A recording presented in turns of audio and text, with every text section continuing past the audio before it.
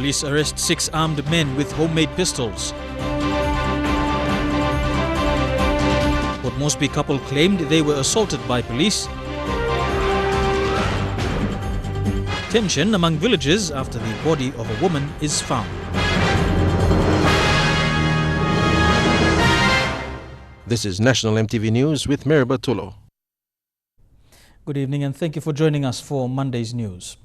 At around 7:30 this morning at Lay's admin compound, police caught 6 suspects who were thought to have been planning a morning robbery. Police fired warning shots at the driver of the vehicle, who managed to get out of the car and escape towards the Bumbu River. The suspects were in a blue 10-seater vehicle. They were armed with homemade pistols and were reported to have been driving around the town area since last night. Police spotted the vehicle and were monitoring them. It was at Chinatown that the criminals realized that police were following them. There they tried to escape. Police followed them into Lay's admin compound. There the criminals were asked to get out of the vehicle and surrender. Police searched the vehicle and got 3 homemade pistols. Police fired warning shots at the driver of the vehicle, who managed to get out of the car and escape towards the Bumbu River. Police say one of the suspects is believed to have been involved in an armed robbery in the city. He was previously arrested by police, but due to the lack of evidence, he was later released. One of those suspects, it was apprehended, is known to police. He was brought in earlier on for questioning in relation to another murder, to another armed robbery. But because of not inadequate information from the complainants, the victims, he was released and was to be picked up again for further questioning. And this morning he was caught with other suspects at admin compound. Last week, Lay police arrested 3 suspects allegedly involved for the rape of the 2 female students. The suspects reside at Banana Camp settlement at the back of Kasawari Road near the Bumbu River. Good police work and their quick responses have prevented major planned robberies from happening in the city. Lay Metropolitan Anthony Wagambi Jr. warns they are now on full alert and are ready to cramp down on all illegal activities in the city. Mata Luis, National EMTV News, Lay. The Waigani Committal Court has adjourned the case involving 2 police officers accused of forcing a woman to chew and swallow condoms. The incident happened last December and their case has now been moved to March the 16th. It was made known to the public when the video was uploaded on social media. Senior Magistrate Cosmas Bidar made the adjournment on the grounds that police investigations were still continuing. Officers Jacqueline Tanda and Joshua Yawinja appeared before Magistrate Bidar on 4 counts of deprivation of personal liberty, doing an indecent act to another person, and abuse of office. The court heard this morning that there were no instructions from the police officers heading the investigations, but it is understood police have commenced investigations. Tanda and Yawinja are both probationary constables attached to the Gordons and Boroko police stations respectively. On 13th January this year, the committal court heard that Tanda filmed a young woman who was forced to swallow 2 male condoms by Yawinja and another male officer inside an interview room at the Boroko police station. Magistrate Bidar extended their bail and the matter returns to court on March 16. Meanwhile, the 3rd officer suspect in this case is still on the run. Tekla Gunga, National EMTV News. Former Police Commissioner Jeffrey Vaki appeared for mention at the Waigani Committal Court this morning. Vaki appeared before Senior Magistrate Cosmas Bidar on 1 count of conspiracy. Police Prosecutor Senior Sergeant Konyu Polon told the court police investigations were continuing and asked for the matter to be adjourned. Vaki's lawyer agreed with the adjournment, stating that it will give time for police to complete investigations and for him to file appropriate submissions. The committal court extended Vaki's bail and the matter returns to court on March the 10th. This matter returns to court, as I said, on March the 10th. The Police Internal Investigation Unit is investigating the assault of a couple by police officers. The incident occurred over the weekend at Makana, 9 Mile, outside Port Moresby. The couple reported the matter to the Internal Investigation Unit at Badili Police Station. Police are investigating.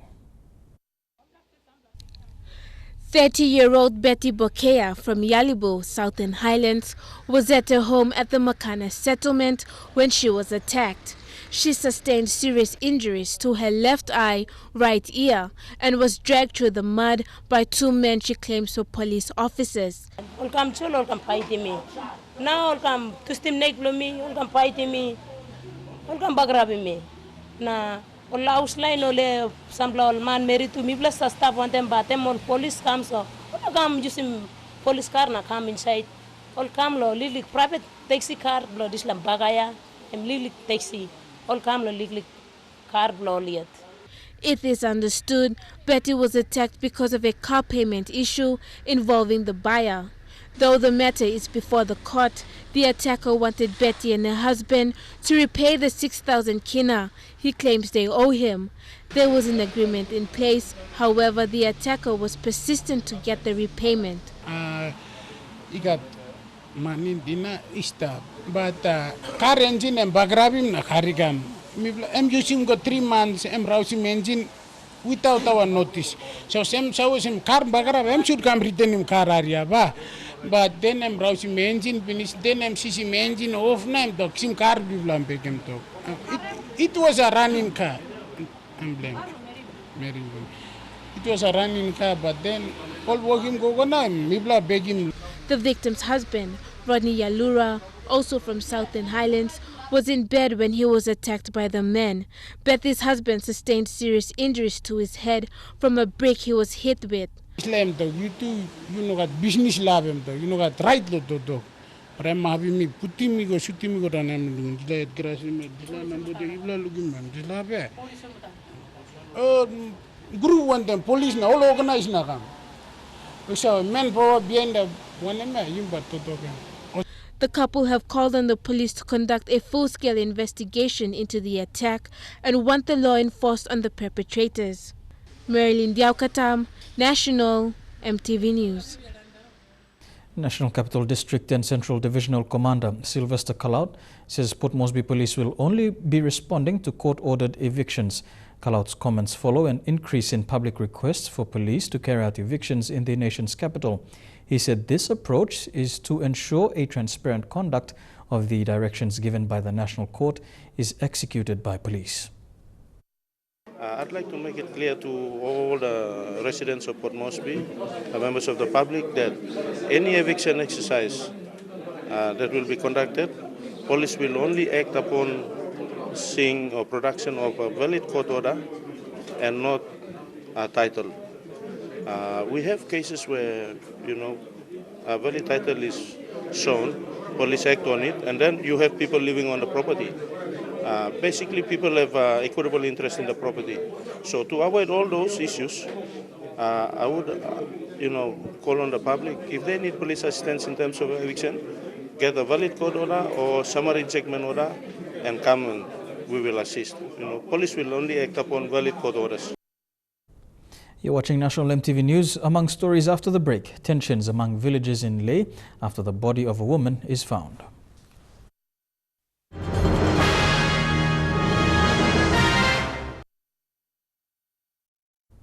Welcome back to National EMTV News.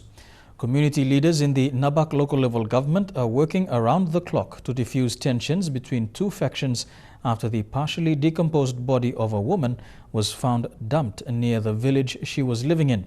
Community leaders confirmed she had been raped and murdered by a youth high on steam and marijuana. The body was found late yesterday after a 4-day search. The suspect is now on the run. This morning, members of the Law and Order Committee and the interim local level government president for Nabak went to Goborik village where the victim had been living before her murder.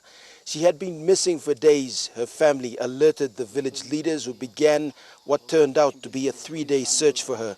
Tokem kam no family blame no sem. Em no been go back. Em lost. From Tuesday em no been go back. Say Wednesday mixing the story lo narla papa. Em story online family blame all story nana.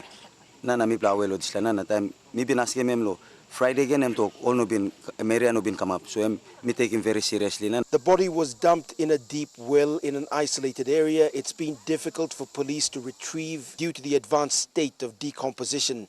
I'm go bagara pinis na smell me bla recognize him no smell na me bla kama bungem body. Omla group party sets party bla go na go bungem na coming for me bla so body am stuff so na. Most of the women and children here have fled in fear of the women's relatives. As we were filming the brief meeting this morning, more than 50 relatives of the mother of 4 arrived. Despite what was expected, they expressed their frustrations over the killing and demanded that the suspects be handed over to police. You kirap ken na yuki mosem lowi. We mama igat popla pikinini em narabla na we struggle em stablung susu em how ba mi fidimem mi lusimi kam lo lida blogo badi body samchelo community na samchelo place na ground lo mi bla osena mi ontamo community leaders na community os mi bla take mona siblos la osena mi bla tram la obo mi carry on until la project ewi Scott Wide, National MTV News, Ley. The PNG Fire Service in Kokopo is concerned about its ability to effectively respond to fires. Specific hazardous hotspots like the fuel depot in the old town of Rabaul remain high-risk fire zones. The only fire station is 29 kilometers away in Kokopo, and firemen stationed there say responding to fires from that distance won't be enough to put out a fire. Edwin Fidelis reports. There haven't been any significant talks about fire response in East Newberton province since the last one gutted Big Rooster, SVS and Tropicana in Kokopo in 2014. The collective cost of damages ran into several millions, and over the last 2 years what has happened are precautionary talks from the Kokopo fire station that sees the big need to improve its fire capabilities in the province. We had only one truck. It's really hard for us for the distance like Kerala, Rabaul and Barangoi, which we usually respond to any fire emergency. Until recently, the redevelopment of Kokopo town has left many questioning if its fire emergencies can be handled. What has come to the fore in recent discussions is the old Rabaul town. The old town, brought to its knees during the 1994 eruption, remains a significant lifeline for the entire province. Fuel and supplies land here first before it is transferred to other parts of the province. The fire emergency response to some of these hazardous materials coming into the province has posed high risk for business houses and the residents of the town. Ability to respond to any incident. I think we are still ill-equipped. So, Mr. Speaker, our government will continue to provide that resource and support to the division. It is understood a series of fires in the highlands and the Moresby region has prompted a restructure to the PNG Fire Service. It is calling for the establishment of new fire stations and the maintenance of old ones. But the outcomes of these plans are yet to be felt by fire stations all over the country. Edwin Fidelis, National MTV News, Kokopo. The Moresby provincial government has responded to complaints from tertiary students on fee cuts for scholarships to higher learning institutions. Governor Kelly Naru today announced 1.5 million kina has been added to 3.5 million kina allocated by the Provincial Education Council this year for scholarship programs. Students are now preparing to register late for the 2016 academic year. Following complaints by Moresby tertiary students in the past weeks over fee cuts on the Gerson Solulu scholarship scheme, their queries were answered after a petition was presented to Moresby PEC this morning. The petition contained demands for an increase in scholarship funds by 1.5 million kina and a review of scholarship offices at the provincial administration. We actually have approved additional funding to the tune of 1.5 million, which is going to come from my PSIP funding to top up the current 3.5 million to bring the scholarship budget to the tune of 5 million. They were told by members of the PEC that a portion of PSIP funds will be used to make up for the shortfall in this year's scholarships. This year, the scholarships were cut by at least 500,000 kina. There is a decision on making, and now over student colleague, me want them, papa, me plan maslo, one decision I'm making. All thesis students, including the lot in self-sponsored categories, have been assured that their fees will be paid for by the Moresby provincial government this year. Colin Barilai, National EMTV News, Lae. The Moresby Provincial Works Department did an aerial survey of floodplains along rivers in Tararan today to see potential risks to the Madang Highlands Highway. Continuous rain has forced the river to burst its banks, destroying food gardens and threatening to damage the highway. Provincial Works Manager Kingsford Carson says it will cost at least 1.5 million kina to fix the problem, which is upriver. Bethany Harriman with this report. The rains have come after about 6 months of drought. The Markham River and its smaller tributaries are flooding. Rumu River has flooded and burst its banks. Food gardens have been destroyed and parts of the highway could be swept away if the rains continue. Today, Provincial Works Department took an aerial survey of the stretch of highway along Tararan. So, Tupla main river by Mipla go look now Rumu Bridge, Rumu River want them Antablo zoom in. What they found is impending damage to the national highway. About 20 kilometers upriver, 2 outlets need to be dug to reduce water levels. So the main focus now is to do river training, and hopefully we'll get some funding after this aerial. We were putting together a report, we'll submit it. We're looking at around about 1 million to 1.5 million to do a proper river training because it's like Warala headland and Big Plastret. And then we intend to, it is split into 2. If this isn't done, the government could spend millions of kina to build a new road section if this one is destroyed by floods. From this aerial survey, a report's going to be compiled by the Moresby Provincial Works Department and it will be supported by the National Works Department.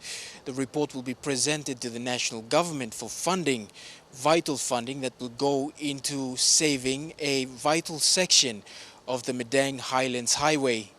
To fix the problem is simple now. It will only cost about 1.5 million kina. Bethany Harriman, National EMTV News, Lae. And now looking at the finance news. The kina closed unchanged at $0.3290 in the interbank market. At Bank South Pacific, your kina was buying $0.3215 $0.4492 Australian dollars, $0.2830 euro, and 36.21 Japanese yen. Looking at commodity prices at New York close, coffee, cocoa, and copra closed higher, while gold closed the day lower. Crude oil closed lower, while palm oil and copper closed the day higher. And on the stock markets, the Dow Jones closed at 313 points higher, the ASX closed 3 points higher, and the All Ordinaries closed 27 points higher. You're watching National EMTV News. Stories making headlines overseas when we return, including the reunion of a couple 70 years after they first met. Stay with us.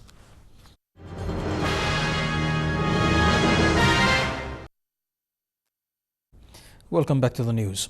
An Australian hospital has refused to release a baby girl facing repatriation to an offshore immigration detention camp after being treated for serious burns. The Silento Children's Hospital in Brisbane has said the 1-year-old girl will not be released until a suitable home environment is identified. Protesters rallied in support of the hospital. The girl and her parents face being returned to a camp on the tiny South Pacific island of Nauru. The detention center, which houses more than 500 people, has been widely criticized for harsh conditions and reports of systemic child abuse. Earlier this month, the High Court rejected a legal case that challenged Australia's right to deport 267 refugee children and their families who were brought to Australia from Nauru for medical treatment.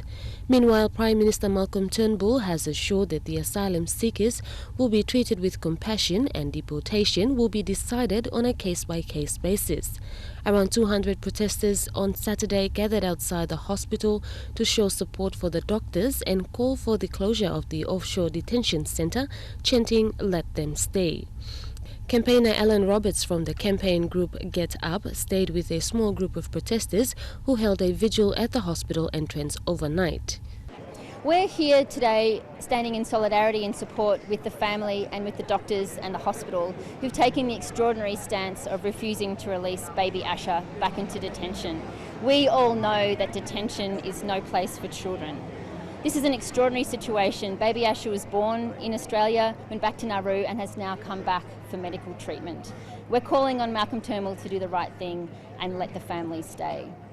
Asha's parents are said to be terrified at the prospect of being returned to Nauru. We've heard terrible reports about the situation on Nauru for children and for adults, and certainly the doctors are very concerned about what would happen to Asha if she was released back into detention. A Doctors for Refugees spokesman said the doctors and nurses involved were distressed by the situation. Immigration Minister Peter Dutton's office did not respond to a request for comment on the hospital's stance on Saturday. The baby girl was flown from Nauru to Brisbane for treatment for serious burns last month. The hospital released a statement saying all decisions relating to a patient's treatment and discharge are made by qualified clinical staff based on a thorough assessment of the individual patient's clinical condition and circumstances, whereby the decision only to release the child to a suitable environment is the case with every child who presents at the hospital. The hospital's stance adds to the pressure on the Australian government and its policy of sending asylum seekers who attempt to reach the country by boat to camps on Nauru or on Manus Island in Papua New Guinea. They are not offered resettlement in Australia. Vanessa Knight, EMTV World News. It is a long way from the civil war in Syria to the Canadian West, but thousands of Syrian refugees are making that journey, hoping Canada can offer them a brighter future. The city of Calgary is coping with the influx of people and the security concerns. Its quiet facade can barely contain the joy inside. This is Calgary's Margaret Chisholm Resettlement House, and it's dinner time. 4 baby? 3 baby. Huge families, huge smiles, cries, laughter, and everywhere, children.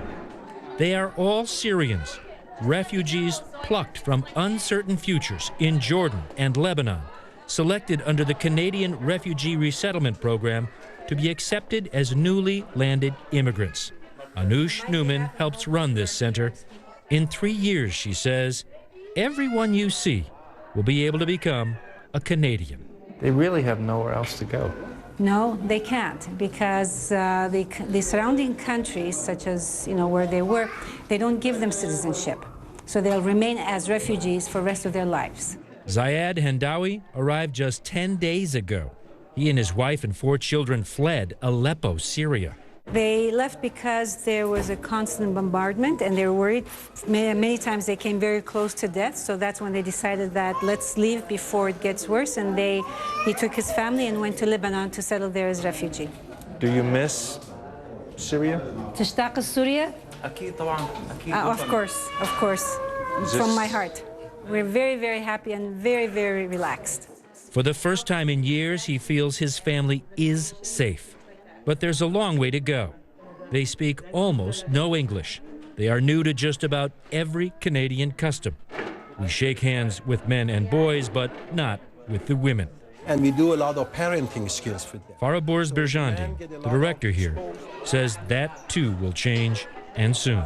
In 3 months, if you talk to these children that they just arrived, and you won't even recognize them as a refugee. 10 days ago, they didn't even know they're coming to Canada. Now they're here, obviously. So we realized that they have a lot of fears and a lot of hopes. Most arrive in families. There are only a few single Syrian men. And just as in the U.S., the program has raised concerns about safety and terrorism. I got to ask you, they don't look dangerous to me. No, they're fantastic people. They've gone through hell. While in the United States, there's still deliberation over just how many or even if Syrian refugees should be brought into the country. By the end of February, Canada will have reached its goal of bringing 25,000 Syrian refugees onto its soil, confident that its screening process can tell the bad guys from the good. Most Canadians are not that worried about the security issue for the people we've selected. Ian Holloway, the Dean of the University of Calgary Law School, also works with the Canadian government reviewing its security intelligence operations. He says the refugees Canada brings in are screened, and quite frankly, he sees them as no threat at all. We feel that we have been able to take reasonable measures to not guarantee, you can never guarantee these things, but to do everything we can to satisfy ourselves that the people we've taken in are not likely to be the bad guys. To make sure Canada follows the progress of its newly arrived immigrants for 2 years, all the children will go to school. Families will be helped to find work, housing, and their ultimate goal, a permanent home in their new country, Canada. A 5.7 magnitude quake struck near New Zealand's city of Christchurch yesterday, according to the country's earthquake monitoring service. According to GeoNet, the epicenter was 15 kilometers east of the city at a depth of 15 kilometers.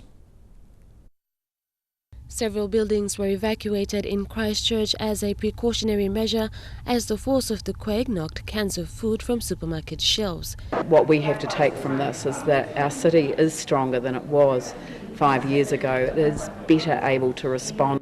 A police spokesman said there were no reports of damage or major injuries, although the tremor did cause some major rocks to be dislodged near the sea in summer. The quake hit just 8 days short of the anniversary of the February 22, 2011 earthquake in the same region, which resulted in nearly 200 deaths and millions of dollars of damage. People who had shifting of houses on piles, etc. Nothing major of serious consequence, but of course, you know, that the memories of the past obviously need to be taken care of. Civil Defence Authority said there are no tsunami threats to New Zealand. Vanessa Knight, EMTV World News. Pope Francis says Mexico is a great country, but one with a history of difficult moments. On his first visit to the nation as Pope, he urged the people to fight against corruption and drug-related violence. He also called on the clergy to be more proactive against the drug trade deal. Thousands of people gathered at Mexico City to greet the Pope.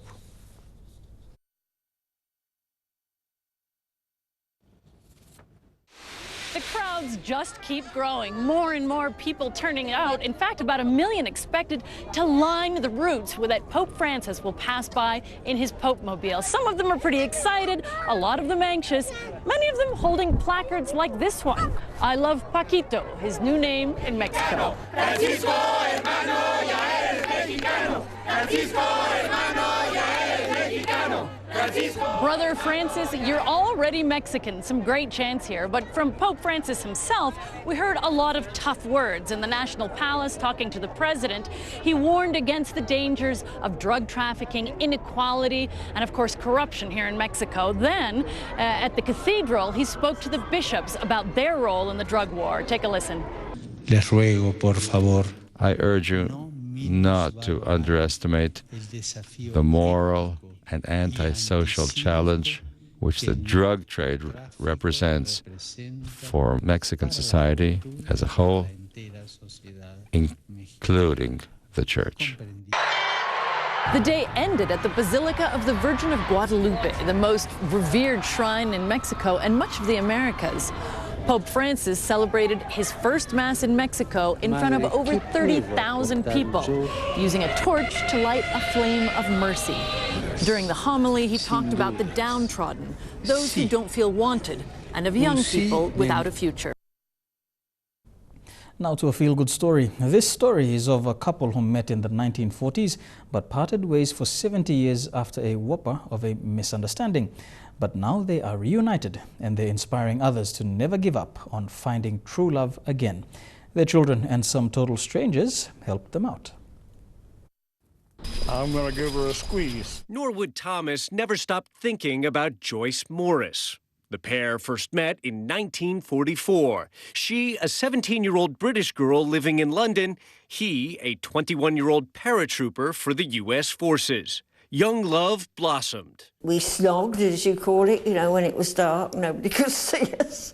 But their brief romance was interrupted when Thomas was deployed to Normandy to fight in World War II. After the war, he returned to the U.S. and invited Morris to join him.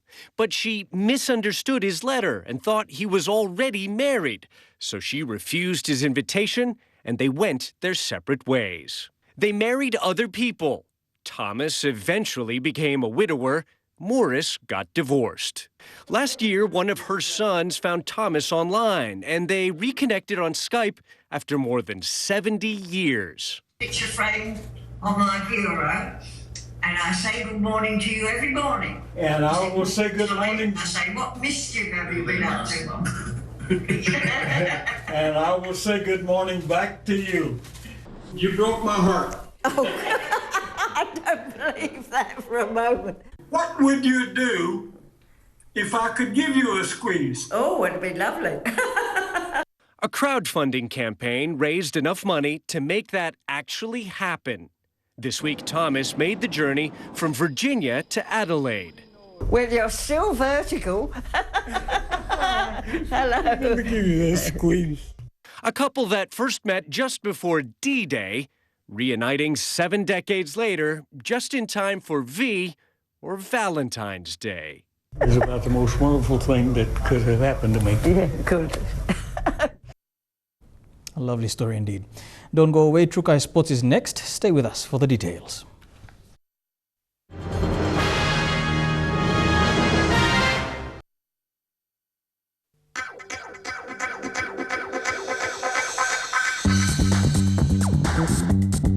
Trukai Sports.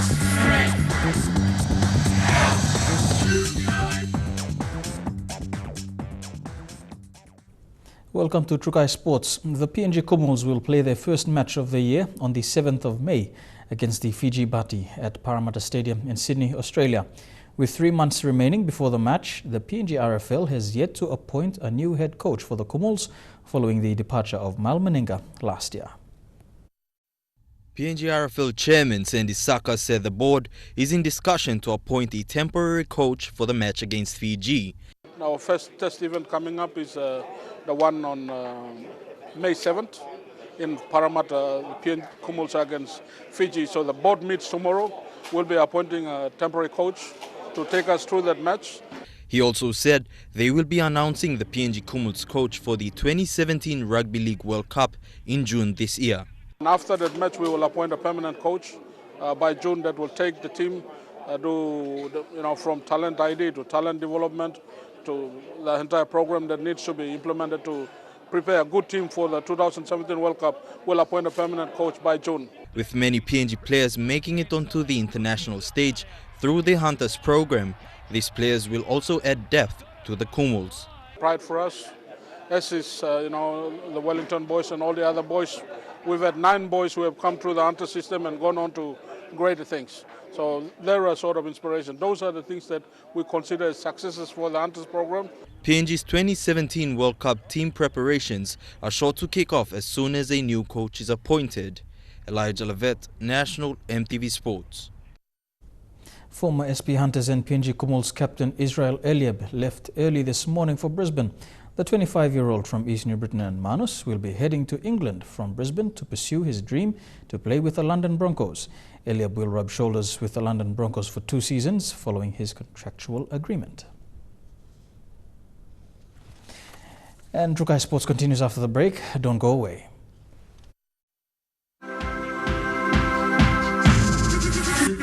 Trukai Sports.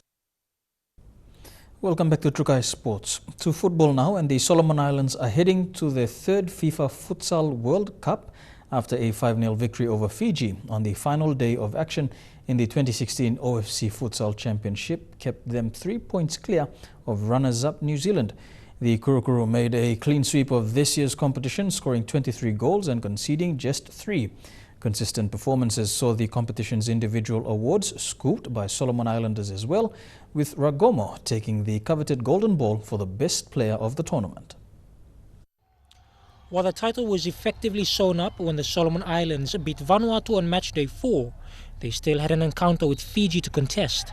And although the hosts were yet to earn a point, they had proven against New Zealand that they were a side capable of causing an upset. Fiji started strong, and though they were the first to get a shot off, could only hold off their opponents for 5 minutes before Ragomo once again opened the score. Jack Watney added to the tally a minute later as he finished across from Stevenson. before goals from Coleman Macau and Robert Lawa gave the Kurukuru a 4-0 lead going into the break. Fiji fought back hard in the second half and managed to get themselves up to 45% of possession. But with only half the number of shots as the Solomon Islands, it was always going to be a hard task. The day opened with Tahiti and Vanuatu both vying for third position on the podium. With the medal in sight, it was almost a late wake-up call for Vanuatu as they took Tahiti to task from the open in minutes. Less than 3 minutes in, emerging talent Joseph Hanghankon smashed a low shot on the Teva Jurot to open the scoring and put Vanuatu in the front seat. They held on to that lead for much of the first half, courtesy of some resolute defending. But 2 quick goals in the last 4 minutes to Manea Rateau and Smith Tino gave Tahiti a 1-goal advantage going into the break. Jeremy Mogi, National EMTV Sports. The court sport of badminton may not be big in Papua New Guinea, but it is considered to be the second biggest sport in terms of participation worldwide after soccer. The Olympic sport, similar to volleyball, is also one of the fastest court sports in the world. While the court doesn't have an entirely large following in the country, it's played by 5 nations within the Oceania region. Shane Saroya has this report. It's a racket game played indoors on a court that's 13 meters long and roughly 6 meters wide.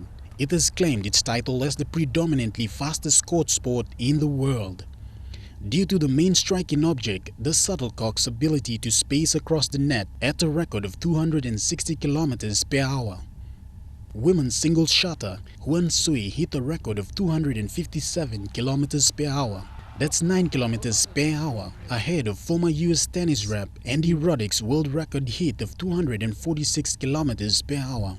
Apart from the accelerating speed of a shuttlecock and the agile demands and requirements of the game, how does this sport have such a huge number of participants worldwide? In the Pacific region, New Caledonia, Tahiti, Tonga, Cook Islands and Guam have already competed in international badminton tournaments. Driven by the fast-growing popularity of the sport in the region, Julie Carroll, the event manager of Badminton New Zealand and now Chief Operating Officer of Badminton Oceania, says there is clear need for administrative upskilling and training of badminton administrators at federation level, where it is crucial to the future of the sport in the Pacific. Carroll made this statement in a 2-day workshop held in Auckland, New Zealand, which brought together 16 participants from around Oceania in an intensive workshop which ended today. Shane Saroya, National EMTV Sports. And then in Strukai Sports, we'll have for you the weather details for the next 24 hours when we come back. Strukai Sports.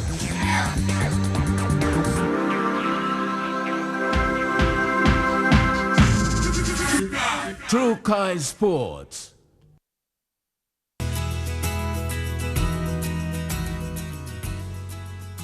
Here's a look at the weather for the next 24 hours. We begin in the southern region. Port Moresby, rain and showers with a top temperature of 28 degrees.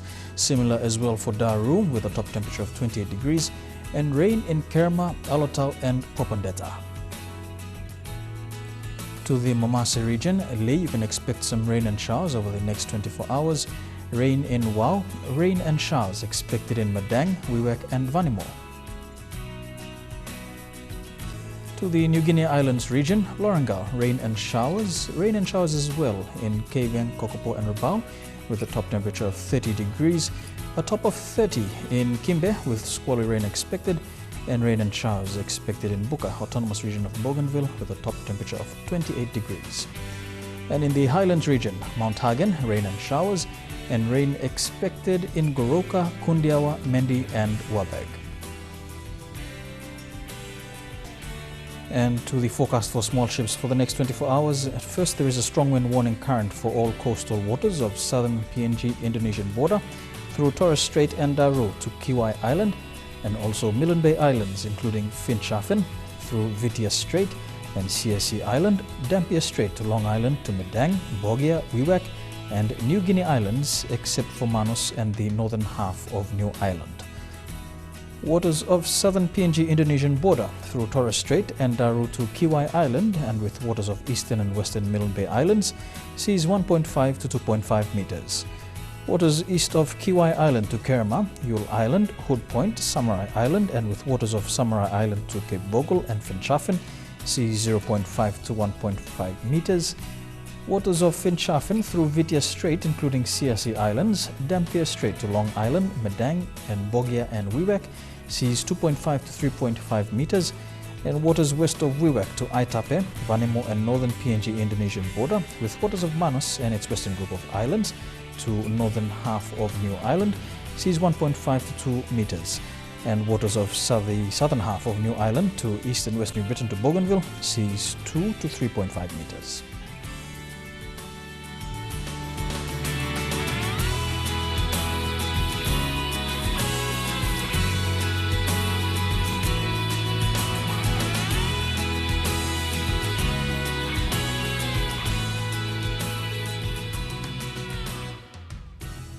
And a look at the ocean forecast for PNG areas. In the Coral Sea, seas moderate to rough with southwest to westerly winds at 20 to 34 knots. Solomon Sea, seas rather rough with northwesterly winds at 20 to 25 knots. Bismarck Sea, seas rough with northwesterly winds at 25 to 34 knots. And Pacific Ocean, seas light to moderate with northeast to northwesterly winds at 10 to 20 knots.